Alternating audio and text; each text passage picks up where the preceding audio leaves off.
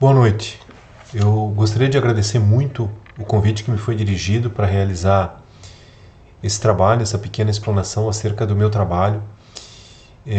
Eu sou juiz de direito aqui no estado de Santa Catarina, meu nome é Eduardo Pássaro de Reis. Sou juiz de direito há 10 anos aqui no estado de Santa Catarina. Eu fui convidado para falar um pouquinho do valor do trabalho pericial na decisão judicial. Agradeço muito essa possibilidade de falar um pouquinho sobre esse tema tão importante que é provas, né, no processo civil. Sou um estudioso do processo civil. E esse tema é muito, muito importante, principalmente assim, como as ciências podem auxiliar na resolução de problemas concretos das pessoas. E como isso pode dar um sentido mais completo para uma decisão judicial. É isso que eu vim falar um pouquinho para vocês. Então, muito obrigado para quem está assistindo, para quem está ouvindo, e obrigado por essa oportunidade. Bom, gostaria de falar inicialmente para vocês que vocês pensassem um pouco na vida prática de vocês, né? Você tem um problema na sua casa, você tem um problema na construção da sua casa, você tem um problema estrutural na sua casa, né? O que acontece? Quem você vai procurar? Você tem um problema na sua casa, você vai num farmacêutico conversar com ele para te ajudar? Ou digamos assim que você tem um problema jurídico, você foi acionado na justiça, você tem um problema na justiça para resolver. Você vai conversar com um contador? Não, né? Você vai buscar a ajuda de um advogado. Quando nós temos problemas técnicos, nós vamos resolver tecnicamente, não é? Isso é particularmente importante, pensar assim, né? E assim a gente pode resolver melhor os nossos problemas. É por isso que, desde muito tempo, né, as legislações elas prevêem a possibilidade de um auxílio pericial na resolução de casos concretos judicializados. Tá? O processo pode ser resolvido através de um auxílio pericial. Não somente o processo jurisdicional, também o processo, o perito ele é muito importante, muitas vezes numa fase pré-processual. Cada vez mais hoje a gente tem no Brasil a resolução dos conflitos através dos próprios advogados numa fase pré-processual. As pessoas têm um problema e elas vão buscar, antes de ajuizar um processo, elas vão buscar uma solução negociada anterior. E muitas vezes há uma contratação de um perito já para auxiliar elas nessa situação anterior, prévia. Muitas vezes as pessoas recorrem, em vez de recorrer ao judiciário, ajuizar uma demanda judicial, elas preferem a arbitragem, que também é um meio de solução de conflitos, não através do fórum, mas através de árbitros, que as partes nomeiam, né? Mas isso vai ser até objeto de uma outra palestra sobre a importância do trabalho pericial na arbitragem. De qualquer modo, o nosso objetivo aqui é falar um pouquinho da jurisdição no processo judicial. E é inegável o valor, a importância e a necessidade que a gente tem cada vez mais de se socorrer às provas periciais, tá? A técnicos. Por quê? Porque os assuntos submetidos à justiça estão cada vez mais complexos, cada vez mais difíceis, e a opinião técnica, científica, bem fundamentada, metodologicamente amarrada, ela é cada vez mais necessária para a gente dar uma solução coerente, correta, para as pessoas que buscam e que confiam na resolução do seu processo de uma forma justa. Muito bem. É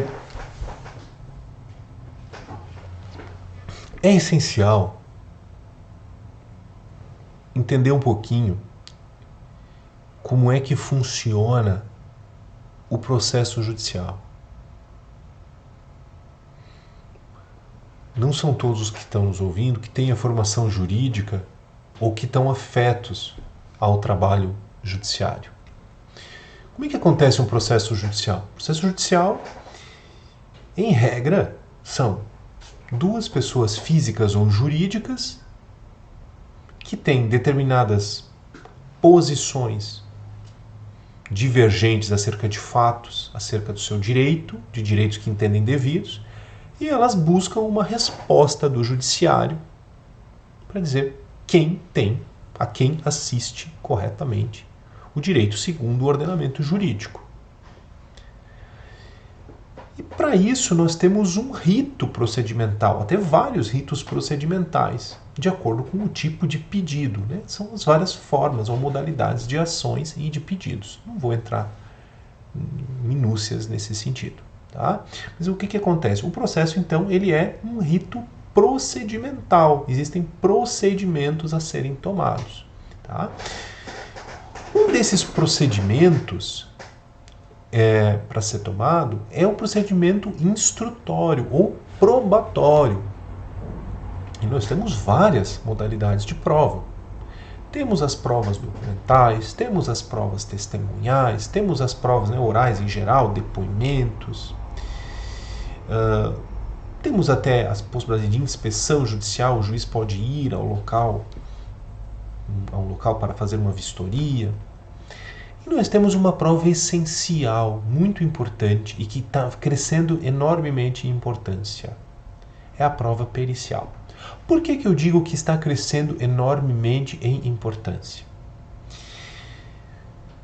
A ciência jurídica, com todo respeito, né, aos nossos pares, aos meus pares da ciência jurídica, no mundo, digamos assim, da metodologia das ciências, a ciência jurídica ela é criticada por ela ser muito em si mesmada, por ela ser muito hermetizada, né? Muito fechada, encastelada. Existe até uma expressão, né, interessante, o juridiquês, né? É somente quem é formado, iniciado, né, em direito acaba entendendo aquelas expressões, não é mesmo? E nós somos realmente muito criticados e com razão. Essas críticas elas são procedentes em grande parte.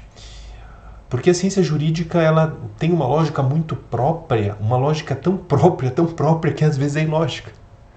Ela não se socorre, muitas vezes como deveria, de uma forma multidisciplinar, de outras ciências, de outras metodologias importantes para a resolução dos seus casos.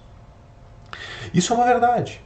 Muitas vezes nós nos asseguramos de preclusões, de hipóteses previstas na própria legislação processual e acabamos não enfrentando o mérito da questão ou realizando uma prova importante em razão de outras particularidades que a lei acaba possibilitando julgar por outras formas.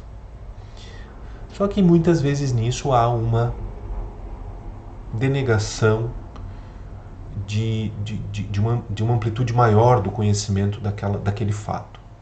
Então é essencial entender que a prova pericial ela vem para iluminar, para auxiliar, para ser um coadjuvante importantíssimo na resolução dos casos judiciais, porque ela apresenta a linguagem, a técnica e a metodologia de ciências complementares para auxiliar numa boa e justa e mais equânime decisão judicial sobre um fato. Por isso, nós precisamos repensar e ver a importância da perícia nos casos judicializados, nas questões submetidas a processos judiciais, valorizando a influência das demais ciências, valorizando a influência da medicina, da engenharia, da contabilidade, da economia, da matemática, dentro da ciência jurídica, trazendo essas metodologias, trazendo os argumentos próprios dessas ciências para resolver os casos concretos onde elas são necessárias.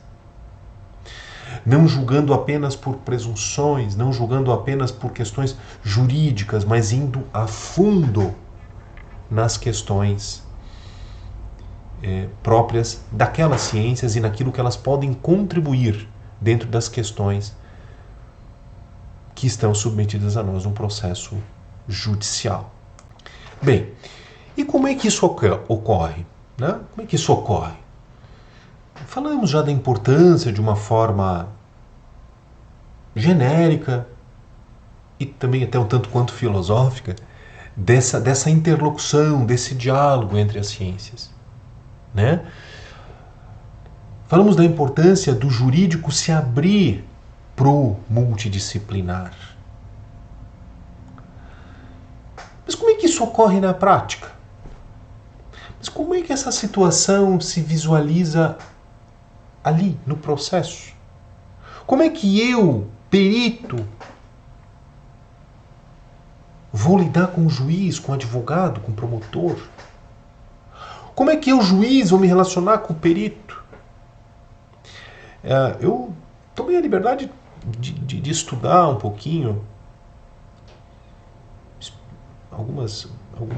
alguns artigos específicos antes de conversar, de fazer essa participação.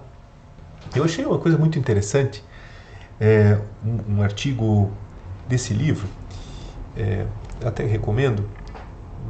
São dois juízes aqui de Santa Catarina que coordenaram esse livro. Quem mais gosta da área da medicina e da relação de medicina com o direito, tem um artigo aqui do médico Alain Índio Serrano, Perícias Médicas e Juízo.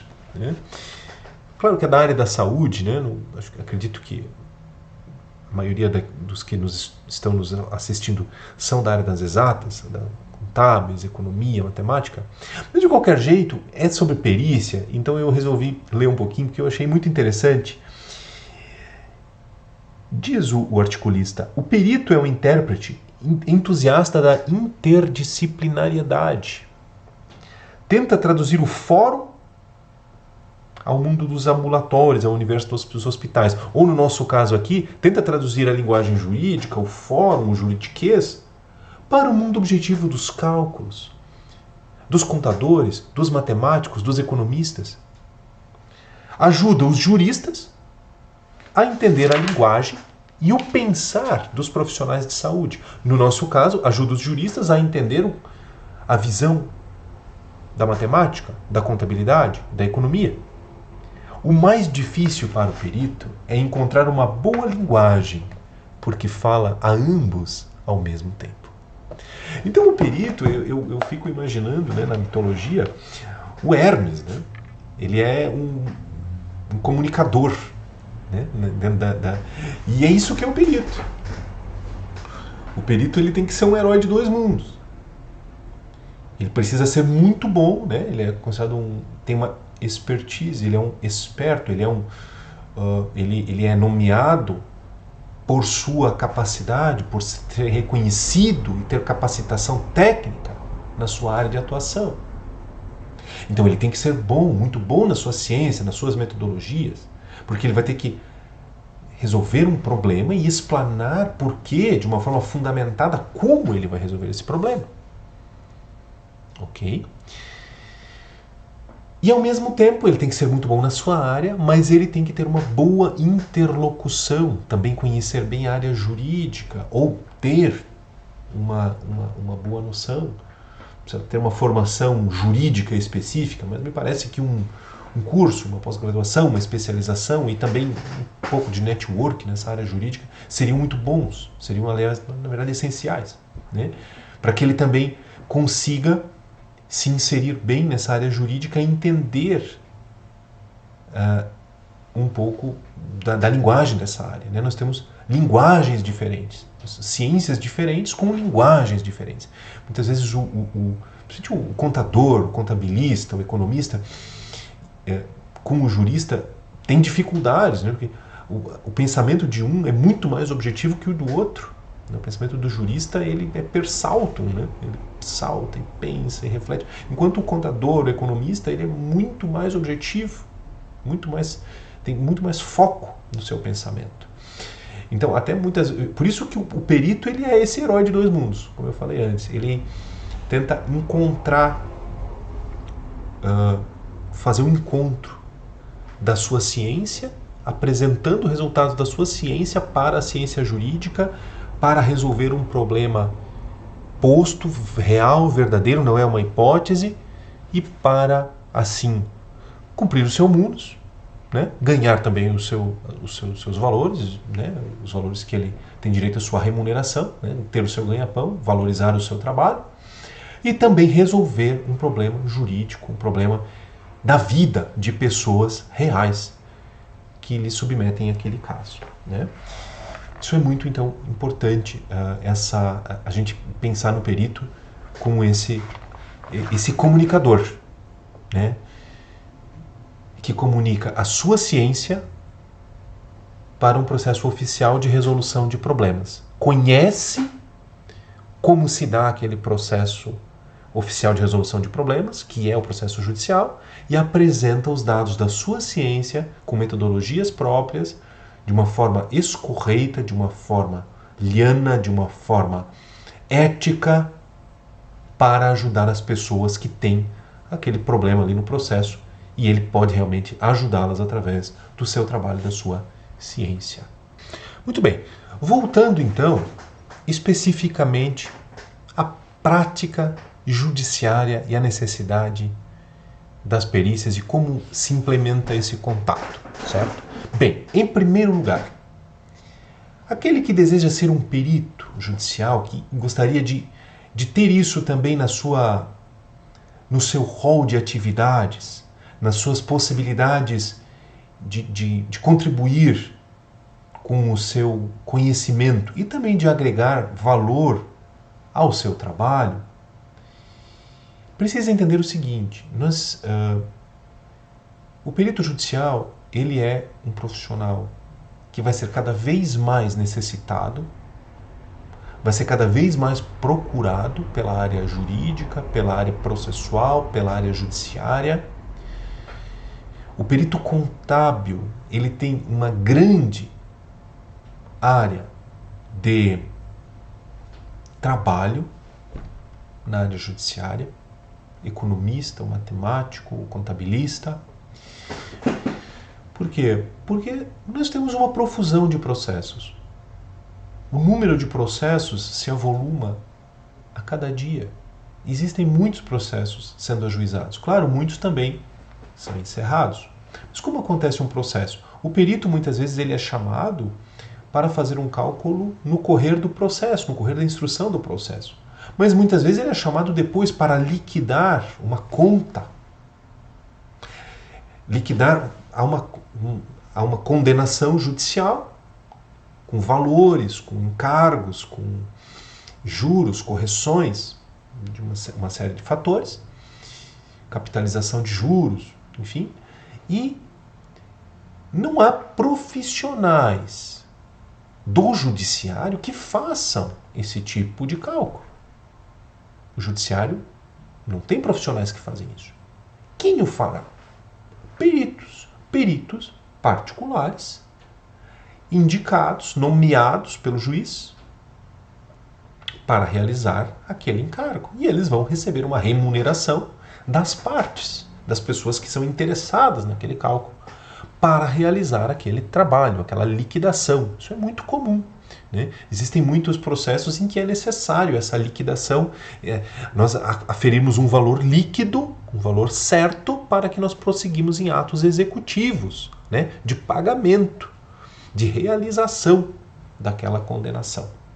Não é mesmo? Então aqui o contabilista, por exemplo, o matemático, o economista, ele tem um grande valor jurídico, né? Um valor essencial para nós, porque, como eu disse, nós não temos profissionais dentro do quadro judiciário para fazer isso. Nós temos que nomear pessoas, e essas pessoas vão receber uma remuneração condigna para tanto, não é? elas podem muitas vezes até inclusive sugerir a sua remuneração com base nas legislações próprias de seus conselhos. E isso vai ser usado como norte para o juiz para fixar a remuneração daquele perito. Okay? E é muito interessante a gente pensar também, já que estamos falando de mercado de trabalho, o perito ele não atua muito, ele pode atuar sozinho no processo, porque ele é nomeado pelo juiz. Às vezes a perícia é complexa. Às vezes o juiz vai ter que nomear mais de uma pessoa. Às vezes nós estamos avaliando, por exemplo, um fundo de comércio, uma entidade empresarial. Nós precisamos, às vezes, mais de um contador ou dois, pela complexidade da perícia. Precisamos de um administrador, precisamos de um especialista em recursos humanos, às vezes um engenheiro. É o que nós chamamos de perícia complexa.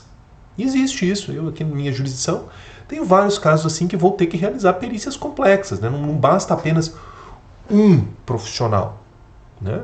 Para avaliar uma empresa de grande porte, uma divisão de empresa, nós precisamos mais de um profissional. Precisamos de um contabilista, de um economista, vamos precisar de um administrador, de alguém focado na área de recursos humanos, de um engenheiro de produção, né?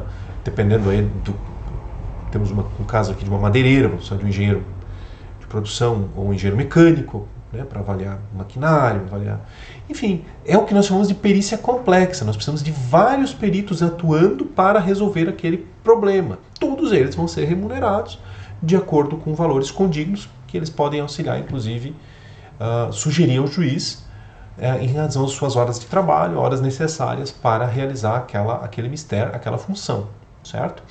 Mas não somente eles. E aí eu quero chegar... não são todas, né? A maioria dos processos tem um perito, né? Mas pode haver mais, como eu expliquei agora. Mas não apenas esses. Nós temos também o que nós chamamos de assistentes técnicos, que são profissionais daquela área, que são contratados pelas partes para analisar a perícia judicial e discutir a perícia judicial. Como é que isso funciona? Ora, funciona assim. O juiz vai nomear um perito, uma pessoa de sua confiança, uma pessoa que ele conhece, uma pessoa credenciada, gabaritada, preferencialmente, né, que tenha, inclusive, estudos em pós-graduação na área de perícias e naquela área que vai ser necessária a sua atuação no processo, não é mesmo? Então, se nós temos uma perícia médica, e é um problema psiquiátrico, a preferência é que seja tem que ser um médico, e a preferência é que seja um psiquiatra. Se nós temos uma situação de avaliação de empresa, né, o ideal é que seja, por exemplo, alguém que seja gabaritado para avaliar aquele tipo de empresa. Se nós temos uma situação contábil, bancária, o ideal é que nós temos alguém especializado nesse tipo de cálculo, não é mesmo? E assim sucessivamente, ok? Mas, como eu estava lhe dizendo, não é apenas o perito. Nós temos os assistentes técnicos, que são pessoas que as partes contratam para debater, dentro das especificidades da sua ciência, aquele laudo pericial. Como é que funciona? O contador, vamos supor um contador, ele é nomeado para realizar uma liquidação no processo judicial. Não é? Nós temos um processo de liquidação por arbitramento, temos uma sentença com os encargos necessários e há um contador nomeado para realizar isso. Ele vai sugerir um valor, o juiz vai arbitrar um valor para ser pago, as partes vão adiantar uma parte desse valor dos seus honorários, ele vai iniciar os trabalhos, vai fazer, e ele vai ter um prazo fixado pela legislação processual para entregar aquele laudo. Eventualmente, se é uma situação mais complexa, ele pode pedir, inclusive, um dilargamento deste prazo. Quando ele apresenta o seu laudo, certo? Ele apresenta os seus cálculos. O que é um laudo? É um relatório final dos trabalhos dele. Ele vai dizer o que ele fez, os cálculos que fez, como procedeu, metodologicamente vai explicar e vai explanar os resultados finais da sua atividade. Aí surge aquela situação. Mas se ele não tem todos os dados no processo, ele pode solicitar? Sim. Ele pode explanar ao juiz que dados ele precisa e por quê. E isso pode ser trazido, né, solicitado para ele realizar o seu trabalho, o seu mistério pericial. Ao final, ele apresenta este laudo, certo? E aí é que entram os assistentes técnicos. Por quê? Porque este laudo, ele vai ser, as partes vão poder analisar este laudo e vão poder criticar este laudo, não é mesmo? E como que as partes criticam este laudo? Ora, como um advogado vai criticar um trabalho, um ato médico, um ato contábil? Não apenas por sua retórica, com certeza. Até pode, não é? Criticar por sua retórica, mas não é com retórica que nós vamos resolver números ou um problema de saúde. Para um advogado criticar este laudo, ele precisa de um amparo técnico também do seu lado. Então, nós temos um laudo contábil, um laudo com cálculos justificados, apresentados no processo. Para ele ser criticado por uma das partes, é necessário ter um assistente técnico. A parte habilita, né? Contrata um assistente técnico que apresenta um laudo complementar, apresenta uma manifestação complementar. A outra parte pode fazer a mesma coisa. Então nós podemos ter um perito e 2 assistentes técnicos. Um para uma parte, outro para outra parte. E eles, então, criticam aquele laudo pericial e pedem esclarecimentos, ou impugnam, não é? A partir de dados da sua ciência, não apenas a retórica dos advogados, não é? Que é importante, mas, nesse caso, em dados científicos, nós precisamos de outros laudos, de outras metodologias para contrapor e chegarmos a um bom termo, não é mesmo? É muito importante esse esclarecimento.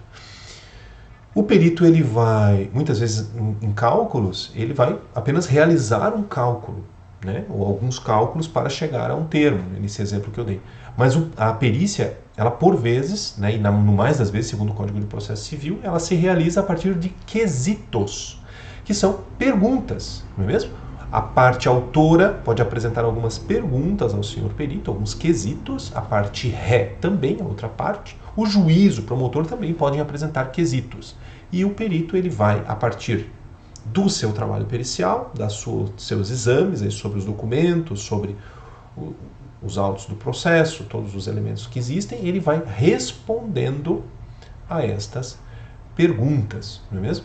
E nessas respostas, depois, com os assistentes técnicos, eles podem também apresentar críticas e o perito depois vai ter uma nova possibilidade de manifestação sobre isso, mantendo ou, eventualmente, retificando alguma orientação que manteve anteriormente a partir daquelas críticas dos assistentes técnicos. Bom, este é um pouquinho do procedimento, tá certo? Que nós vamos nos confrontar por vezes, né, para realizar a perícia judicial. É muito resumidamente, né? Nós temos, claro, outras especificidades constantes do nosso Código de Processo Civil, de como se realiza a perícia, mas não é o escopo falar disso nesse momento, não é? Quem sabe numa outra oportunidade. Mas, então, eis aí a importância e a grande possibilidade de inserção no mercado de bons profissionais, de profissionais gabaritados, especializados, que estão buscando credenciamento, né, para atuar como peritos judiciais. É um grande campo, um mercado em ascensão, pujante, em que nós precisamos cada vez mais de pessoas especializadas, gabaritadas e que estejam buscando constante aperfeiçoamento profissional próprio e também para a sua ciência e principalmente para auxiliar pessoas reais, em problemas reais, que estão nos processos judiciais. Essa interlocução da ciência jurídica em prol das pessoas e do direito das pessoas, focando num processo de resultados, é essencial. E cada um dessas pessoas como vocês, que tem interesse em engendrar por esse campo da perícia, é importante. É importante. Então, busquem, se informem, aprendam, se especializem, porque vocês e o esforço de vocês é importante e será recompensado. É essencial falar também de um cunho também ético, tá, da profissão pericial, que nós falamos de um cunho um pouco filosófico inicial, falamos de um cunho bem prático, né, de um praxismo, de como é que ele se realiza no dia a dia a perícia judicial, o que acontece. E é importante ainda falar, antes de fechar, de um cunho ético, tá, da perícia judicial. O perito, ele se submete a uma ética dentro do processo, na atuação dentro do processo, uma ética especialmente da imparcialidade, da austeridade e da seriedade nos seus procederes, e também se submete às regras éticas da sua profissão, não é? Aos regimentos éticos da profissão que abraçou, da sua profissão técnica, né? O contabilista, o economista, o matemático, o professor, o engenheiro, o farmacêutico, o médico, dentro dos códigos de ética da sua determinada profissão. Então, há uma polícia ética dos seus órgãos de controle, né, da sua profissão, e também uma polícia ética dentro do processo a partir do juiz e das partes. O perito precisa ser equidistante, precisa ser imparcial, não é mesmo? E aqui é importante fazer mais um registro, a partir dessa doutrina do professor Alain Índio Serrano, que eu já tinha nomeado para vocês, alguns toques importantes, tá, com relação a esse controle ético. A justiça obrigatoriamente inclui isenção por parte do perito. Então, você tem que entender, você quem quer ser um perito, ou vai ser nomeado como um perito, que você é imparcial. Você precisa ser isento, você precisa ser correto, justo. Ainda que os resultados do seu trabalho pendam para um lado, pendam para um outro, você não vai facilitar isso, você vai apenas seguir metodologicamente as suas técnicas de uma forma racional, focada apenas em técnicas, sem olhar para um lado, sem olhar para o outro lado, certo? Importantíssimo, o sigilo, ele é um dever legal a todo perito. Ele calibra a necessidade de revelação necessária e suficiente à formação de juízo, sem poder vazar informações, aqui segundo o Dr. Índio, né? Vazar informações que possam lesar o patrimônio moral das pessoas envolvidas. Então, há um dever de sigilo essencial a todos os envolvidos na perícia judicial. A autonomia em relação às partes em litígio vincula-se à sua própria responsabilidade profissional. Ele é um assessor técnico especial do juiz, é um auxiliar do magistrado, não é mesmo? E a responsabilidade, aprimorando-se a realizar sempre o bem feito, não evitando o mal, alcançando o bem, devendo responder também, em caso de infração ética, administrativa, civil e penalmente. Não é mesmo? Então, a partir disso aqui, nós temos a necessidade também de cuidado ético da profissão pericial na realização dos seus encargos. Portanto, para concluir, a interlocução entre a ciência jurídica, o processo de resolução de conflitos entre pessoas e as outras ciências é cada vez maior.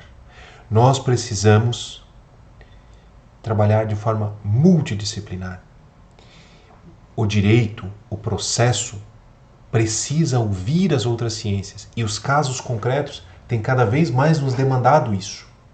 Cálculos complexos, dificuldades de ordem de engenharia, dificuldades de ordem computacional, as mais variadas, avaliações complexas, empresas, partilhas, eu mesmo trabalho numa vara de família, temos partilhas muito complexas, em que são necessários profissionais de outras áreas.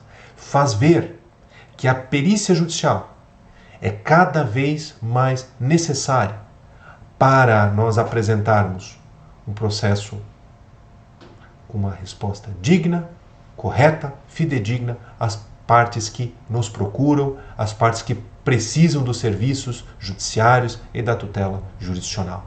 O juiz não pode e precisa cada vez mais renovar o valor da prova pericial. Isso é constante no nosso judiciário, o respeito às outras ciências e a busca cada vez mais por peritos bem credenciados, bem qualificados, que estejam estudando, estejam dominando as artes e as metodologias das suas ciências. Por isso, o estudo, o aprimoramento, A busca de conhecimento constante é muito importante em cada um de nós e a cada um de vocês nas áreas que abraçaram.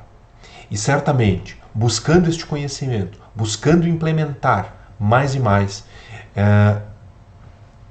esse ensino e essa prática nas suas vidas, né, no seu cabedal profissional, vocês terão uma grande possibilidade de inserção nessa área pericial que cada vez mais cresce e é cada vez mais importante nas decisões judiciais e na adjudicação de um processo de resultados para as pessoas que precisam, certo?